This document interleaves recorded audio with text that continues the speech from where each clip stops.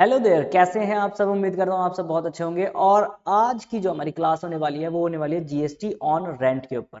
अभी हाल फिलहाल में जीएसटी काउंसिल मीटिंग 54th जो हुई थी, उसके अंदर जीएसटी के ऊपर एक बहुत बड़ी अमेंडमेंट आई। जीएसटी में जो आरसीएम है वो रेंट के ऊपर चार्ज कर दिया गया है। बोला गया कि रेंट के ऊपर अब जो है आरसीएम लगेगा उस मीटिंग के अंदर। तो क्या वो रेंट जो है वो किसी भी तरीके के रेंट पे लगेगा या कमर्शियल प्रॉपर्टी पे लगेगा, रेजिडेंशियल प्रॉपर्टी पे लगेगा, किस तरीके से होगा सर, बड़ी कंफ्यूजन है।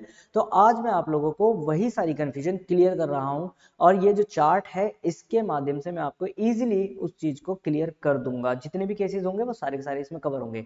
तो अगर आप लोगों को भी परेशानी है जीएसटी ऑन रेंट के ऊपर तो इस चार्ट का एक बार स्क्रीनशॉट ले लीजिए ताकि आपको आसानी रहे इन फ्यूचर भी। अपनी क्लास स्टार्ट करते हैं, चलिए जी। तो सबसे पहले मैं आपको बता दूं कि जीएसटी ऑन रेंट की अगर बात करी जाए तो जीएसटी ऑन रेंट को मैंने दो पार्ट्स में डिवाइड किया है। या तो आपको ये पता होगा कि हम बात करेंगे कमर्शियल प्रॉपर्टी के बारे में या फिर हम बात करेंगे रेजिडेंशियल प्रॉपर्टी के बारे में। ठीक है जी। या तो जो रेंट पे दी गई जगह है, रेंट पे ली गई जगह है या दी गई जगह है, वो या तो वो कमर्शियल प्रॉपर्टी होगी या फिर वो होगी रेजिडेंशियल प्रॉपर्टी। अब अगर कमर्शियल प्रॉपर्टी है तो जीएसटी का इंपैक्ट किस हिसाब से होगा और अगर रेजिडेंशियल प्रॉपर्टी है तो किस हिसाब से जीएसटी का इंपैक्ट होने वाला है, ये हम आज देखने वाले हैं। क्लियर है जी। चलिए पहले हम बात करते हैं दोस्तों। तो देखिए जी, अगर हम कमर्शियल प्रॉपर्टी की बात करें तो कमर्शियल प्रॉपर्टी के केस में आपको पहली चीज याद रखनी है कि क्या लैंडलॉर्ड रजिस्टर्ड है या लैंडलॉर्ड अनरजिस्टर्ड है। मतलब कमर्शियल प्रॉपर्टी जो किराए पर दे रहा है, जो लैंडलॉर्ड है, क्या वो जीएसटी में रजिस्टर्ड है या फिर वो जीएसटी में अनरजिस्टर्ड है। अगर वो जीएसटी में रजिस्टर्ड है दोस्तों, अगर वो जीएसटी में क्या है, रजिस्टर्ड, इसका मतलब उसके पास जीएसटी नंबर होगा और वो एक टैक्सेबल पर्सन बन गया जीएसटी के पॉइंट ऑफ व्यू से। तो फिर हमें फर्दर दो चीजें देखनी है। मतलब पहली चीज क्या है, ध्यान से सुनिए।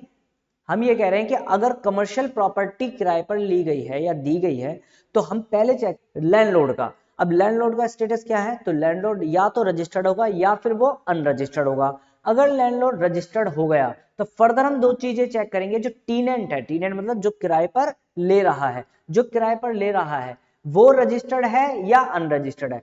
अगर टीनेंट रजिस्टर्ड है, अगर टीनेंट कौन है, रजिस्टर्ड है, या फिर टीनेंट अनरजिस्टर्ड है, इस बात से कोई फर्क नहीं पड़ता। लैंडलॉर्ड को ही जीएसटी चार्ज करना पड़ेगा ऑन फॉरवर्ड चार्ज मैकेनिज्म के माध्यम से, यानी एफसीएम एप्लीकेबल हो जाएगा। बात क्लियर हुई या नहीं हुई? हाँ सर, थोड़ी थोड़ी तो समझ में आ गई।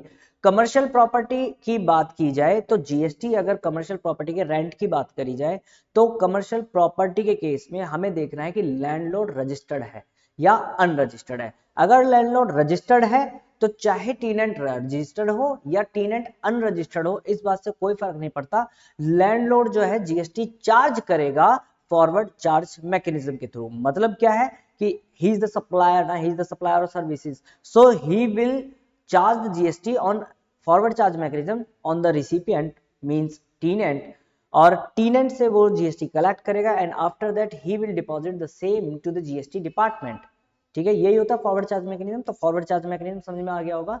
मतलब कमर्शियल प्रॉपर्टी है, लैंडलॉर्ड रजिस्टर्ड है, टीनेंट का देखना ही नहीं है, टीनेंट चाहे रजिस्टर्ड हो चाहे अनरजिस्टर्ड हो, इस बात से कोई फर्क नहीं पड़ता। लैंडलॉर्ड जो है एफसीएम के बेसिस पर जीएसटी चार्ज करेगा। ये पहले भी होता था, आज भी होता है। क्लियर है मेरी बात? Okay sir. अब नेक्स्ट चीज क्या आती है, कमर्शियल प्रॉपर्टी है जो किराए पर दी गई है, लैंडलॉर्ड है अनरजिस्टर्ड। लैंडलॉर्ड क्या है, अनरजिस्टर्ड। अगर लैंडलॉर्ड अनरजिस्टर्ड है तो उस केस में क्या होगा, अगर लैंडलॉर्ड अनरजिस्टर्ड है तो उस केस में क्या होगा। पहली चीज, अगर लैंडलॉर्ड अनरजिस्टर्ड है तो आपको चेक करना है टीनेंट का स्टेटस, टीनेंट अनरजिस्टर्ड है या टीनेंट रजिस्टर्ड है। अगर टीनेंट अनरजिस्टर्ड है, टीनेंट क्या है, अनरजिस्टर्ड। टीनेंट मतलब क्या, टीनेंट कहने का मतलब वो पर्सन जिसने किराए पर ली है जगह, वो क्या है, अनरजिस्टर्ड। तो यहां इस केस में कोई भी जीएसटी चार्ज नहीं होगा, कोई जीएसटी नहीं लगेगा। बात क्लियर है कि नहीं है? दोबारा, लैंडलॉर्ड अनरजिस्टर्ड है, टीनेंट भी अनरजिस्टर्ड है, तो कोई भी जीएसटी का इंपैक्ट आने वाला नहीं है। क्यों? बिकॉज ये क्या हो गया, अनरजिस्टर्ड टू अनरजिस्टर्ड हो गया ना, सी टू सी हो गया ना, कस्टमर टू कस्टमर। तो उस केस में जीएसटी अप्लाई नहीं होगा। बात क्लियर है? अच्छा जी सर, ठीक है। लैंडलॉर्ड अनरजिस्टर्ड है लेकिन टीनेंट है रजिस्टर्ड। टीनेंट क्या है, रजिस्टर्ड। ये केस भी तो हो सकता है ना, टीनेंट है रजिस्टर्ड। तो इस केस में सर अभी फिलहाल ही के अंदर GST council meeting 54, GST council meeting 54 जो अभी हुई थी, उसके अंदर एक डिसीजन आया कि टीनेंट के ऊपर आरसीएम एप्लीकेबल होगा। टीनेंट के ऊपर क्या होगा? आरसीएम एप्लीकेबल होगा, और उसको यानी टीनेंट को ही जीएसटी पे करना पड़ेगा under RCM method. Okay, RCM में क्या होता है? आरसीएम में जो रिसिपिएंट होता है वही डिपॉजिट कराता है जीएसटी का जो पैसा होता है जीएसटी डिपार्टमेंट को। ये क्या होता है? आरसीएम। बात क्लियर है कि नहीं है? समझ में आ गया? तो अब हमें समझ में आ गया सर, अगर कमर्शियल प्रॉपर्टी की बात करी जाए तो कमर्शियल प्रॉपर्टी के केस में दो केस बनते हैं, लैंडलॉर्ड रजिस्टर्ड है या लैंडलॉर्ड अनरजिस्टर्ड है। अगर लैंडलॉर्ड रजिस्टर्ड है तो फर्दर हमें कोई चीज नहीं देखनी, चाहे टीनेंट रजिस्टर्ड हो चाहे टीनेंट अनरजिस्टर्ड हो, जीएसटी जो है फॉरवर्ड चार्ज मैकेनिज्म के माध्यम से लैंडलॉर्ड चार्ज करेगा रिसिपेंट पे, रिसिपेंट पे करेगा लैंडलॉर्ड को, लैंडलॉर्ड डिपॉजिट करा देगा जीएसटी डिपार्टमेंट को। ये बात क्लियर है? Okay sir. दूसरी बात क्या है कमर्शियल प्रॉपर्टी के केस में कि लैंडलॉर्ड हो गया अनरजिस्टर्ड, मतलब लैंडलॉर्ड कौन है? अनरजिस्टर्ड, वो जीएसटी में रजिस्टर्ड नहीं है। तो उस केस में देखना है कि टीनेंट रजिस्टर्ड है या नहीं है। टीनेंट अगर अनरजिस्टर्ड है, मतलब लैंडलॉर्ड भी अनरजिस्टर्ड, टीनेंट भी अनरजिस्टर्ड, तो कोई जीएसटी नहीं लगेगा, बिकॉज ये यहां पर C2C ट्रांजेक्शन हो गई। ठीक है जी, क्लियर है? यहां पर कोई जीएसटी नहीं चार्ज होगा। लेकिन लैंडलॉर्ड तो है जी अनरजिस्टर्ड और टीनेंट है रजिस्टर्ड। टीनेंट क्या है? रजिस्टर्ड, और कमर्शियल पर्पस के लिए ले रखी है, कमर्शियल प्रॉपर्टी ले रखी है। कमर्शियल पर्पस कहने का मतलब क्या है? कमर्शियल प्रॉपर्टी कहने का मतलब क्या है? बिजनेस पर्पस, यानी वो बिजनेस कर रहा है वहां पर। ओके, तो वहां पर टीनेंट अगर रजिस्टर्ड है तो टीनेंट ही आरसीएम के माध्यम से जीएसटी का जो पैसा है वो डिपॉजिट कराएगा जीएसटी डिपार्टमेंट को। बात क्लियर है? ओके सर, समझ में आ गया। ये 54th जो काउंसिल मीटिंग हुई थी उसी के अंदर ये डिसीजन लिया गया था। ओके, क्लियर है? ओके सर, कमर्शियल प्रॉपर्टी का तो समझ में आ गया। बात आती है सर रेजिडेंशियल प्रॉपर्टी की। किसकी बात आती है? रेजिडेंशियल प्रॉपर्टी की। अब रेजिडेंशियल प्रॉपर्टी के केस में क्या है? रेजिडेंशियल प्रॉपर्टी के केस में भी दो चीजें हैं, या तो लैंडलॉर्ड रजिस्टर्ड होगा या लैंडलॉर्ड अनरजिस्टर्ड होगा। क्लियर है? चलिए देखते हैं इसको भी। रेजिडेंशियल प्रॉपर्टी की बात कर रहे हैं, मैं कह रहा हूं लैंडलॉर्ड क्या है? रजिस्टर्ड। लैंडलॉर्ड क्या है? रजिस्टर्ड। रेजिडेंशियल प्रॉपर्टी की बात कर रहे हैं, मतलब क्या? रेजिडेंशियल पर्पस या रेजिडेंशियल प्रॉपर्टी की बात कर रहे हैं हम।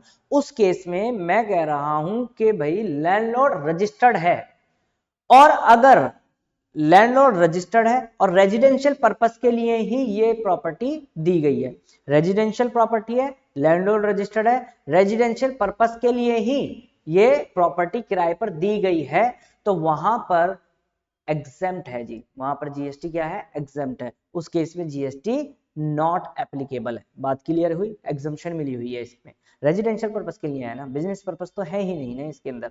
ओके, समझ में आ गया सर।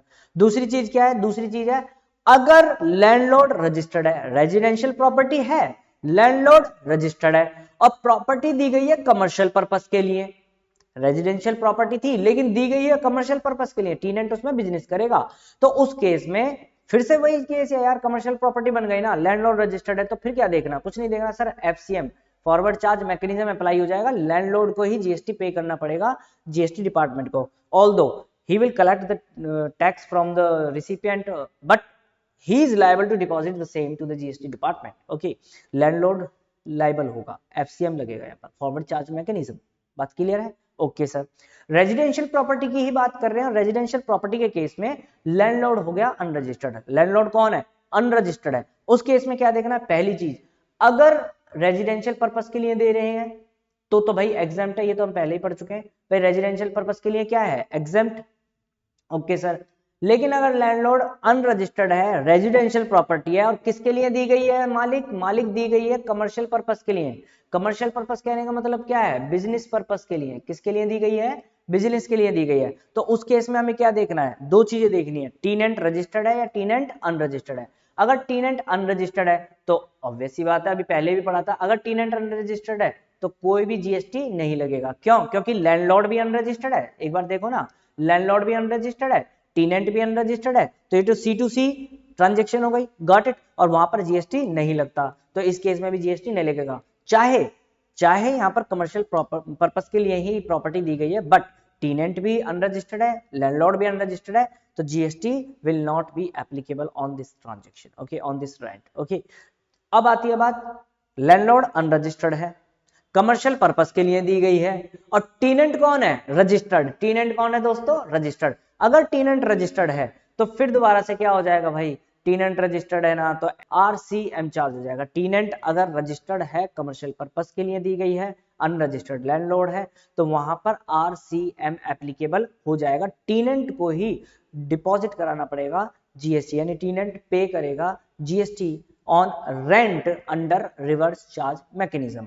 ओके, आई थिंक यहां तक आपको समझ में आ गया होगा इस चार्ट के माध्यम से। तो गाइज, अगर आपको ये वीडियो समझ में आई है, ये लेक्चर समझ में आया है कि GST ऑन रेंट की बात जो चली थी वो किस तरीके से एप्लीकेबल होगा टीनेंट और लैंडलॉर्ड के केस में, कमर्शियल प्रॉपर्टी और रेजिडेंशियल प्रॉपर्टी के केस में, तो अगर ये वीडियो समझ में आई है तो वीडियो को लाइक जरूर कर दीजिएगा। कमेंट सेक्शन में मुझसे आप जो पूछना चाहें वो पूछ सकते हैं। और अगर अभी तक आपने चैनल को सब्सक्राइब नहीं किया है, if you are a new viewer on our channel, so make sure that do subscribe our YouTube channel and press the bell icon also, so that you will get all the new updates, new notifications as earlier as possible. Okay, so thank you so much for watching this video and keep learning. Thank you so much. Bye bye.